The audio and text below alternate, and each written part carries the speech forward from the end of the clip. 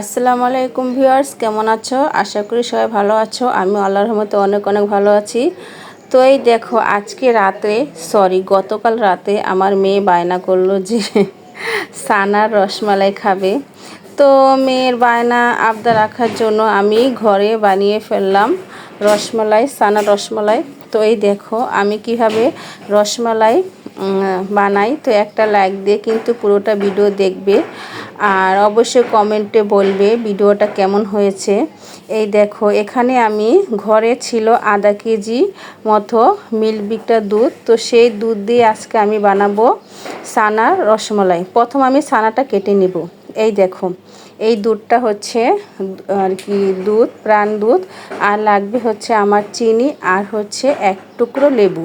তো লেবুটা আমি দেব ছানা কাটার জন্য, যেহেতু আমার কাছে ভিনেগার নেই সেজন্য আমি লেবুটা ইউজ করব। তোমরা ভিনেগারও দিতে পারো।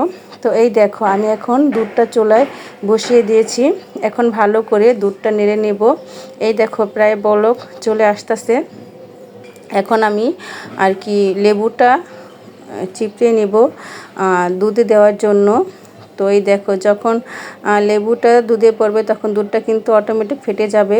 এই দেখছো, আমি লেবুর রস দিয়ে দিলাম আর দুধটাকে ভালো করে নেড়ে নিচ্ছি। এখন নেড়ে নেব, তারপর দেখবে এই দেখো দুধটা থেকে কিন্তু ছানাটা অটোমেটিক বের হয়ে এসেছে। এখন এই ছানাটা আমি ভালো করে আর একটু জাল করব, তারপরে একটা ছাঁকনি দিয়ে ছেঁকে ছানা বের করব। তো তোমরা ভিডিওটা দেখতে থাকো। এই দেখছো কতগুলো ছানা হয়েছে। এখানে আধা কেজি দুধ। তো আধা কেজি দুধে আর কি এতগুলো ছানা হয়েছে। এই দেখো, একটা ছাঁকনি নিয়েছি, এখন দিয়ে দিচ্ছি দুধগুলো।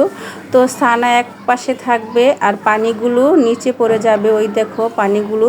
তো এতটা ছানা হয়েছে, কিন্তু এই ছানাটা এখন আমি একটা পরিষ্কার সাদা আর কি সাদা কাপড়ে এই ছানাটা ভালো করে আমি ভেদে তারপর একটু ঝরা দেব। তারপর এই দেখছো কি সুন্দর ছানা বের হয়েছে, একটু পানি কিন্তু নেই। পরে আমি ভালো করে হাতে পিষে এখানে ভালো করে পিষে নিব। তারপরে আমি গোল গোল করব, মিষ্টির আকারে শেপ করব। তো এই দেখছো, এখনও আমি পানি আর কি ফুটে গেছে, এখন দিয়ে দিচ্ছি চিনি। তারপরে দিয়ে দিব একটা এলাচ আর হচ্ছে সামান্য একটু লবণ। যেহেতু মিষ্টি খাবার, লবণটা অবশ্যই দিতে হবে। আর আমি আজকে বানাচ্ছি ছানা রসগোল্লা। তো মিষ্টিটা পরিমাণ মতো দিয়েছি। তোমরা যার মতো মিষ্টি খাও সে হিসেবে মিষ্টি দিবে। আমার ছেলে মেয়ে মিষ্টি বেশি খায়। এই দেখো, ওই যে বললাম যে আমি গোল গোল আর কি বলের মতো শেপ করেছি, রসগোল্লার মতো। এখানে দেখছো কতটুকু, কিন্তু যখন এটা আমি আর কি শিরায় ভিজাবো তখন দেখবা কত বড় বড় একটা হয় ছানার রসগোল্লা। এই দেখো, এখন আমি দিয়ে দিচ্ছি রসগোল্লাগুলো শিরার ভিতরে, চিনির শিরার ভিতরে। আর তারপর ভালো করে একটা জাল করে নেব, যেন ভালো করে সব রসগুলো ছানার ভিতরে আর কি মিশে যায়। তো এই দেখছো, বেশি আমি জাল দেব না, আর কি কয়েকটা বলক আসলে আমি আর কি নামিয়ে ফেলবো। ছানার রসগোল্লা বানাইতেছি আমার মেয়ের জন্য। তো আমার মেয়ে তো খেয়ে ভীষণ খুশি। তো রসমালাই কিন্তু আমার হয়ে গেছে, দেখছো 6টা। তো আধা কেজি তো 6টা হয়েছে, যেহেতু আমি কোনো কিছু এখানে আর কি মিক্স করি না, শুধু ছানা রসগোল্লা বানিয়েছি, এর জন্য আর কি কম হয়েছে। তো 6টা আমার মেয়ের হয়ে যাবে। তো এই দেখছো, আমার ছেলেরাও খাবে। এই দেখছো কি সুন্দর হয়েছে। আর এই দেখো কত বড় বড় একটা হয়ে গেছে ছানা রসমালাই। খুব কিন্তু সুন্দর লাগতেছে, আমার তো দেখে খেতে ইচ্ছে করতেছে। তো আমার মেয়ে এখন ঘুমায় গেছিলো, অনেক রাত হয়েছে।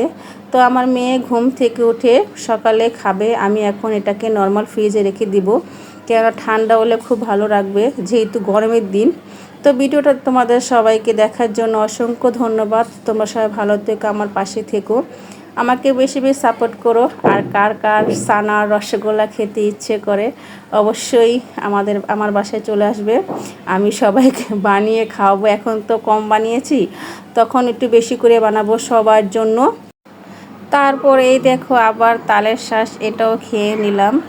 তো সবাই ভালো থেকো, আমার পাশে থেকো, আমাকে বেশি বেশি সাপোর্ট করো। সবাইকে আল্লাহ হাফেজ।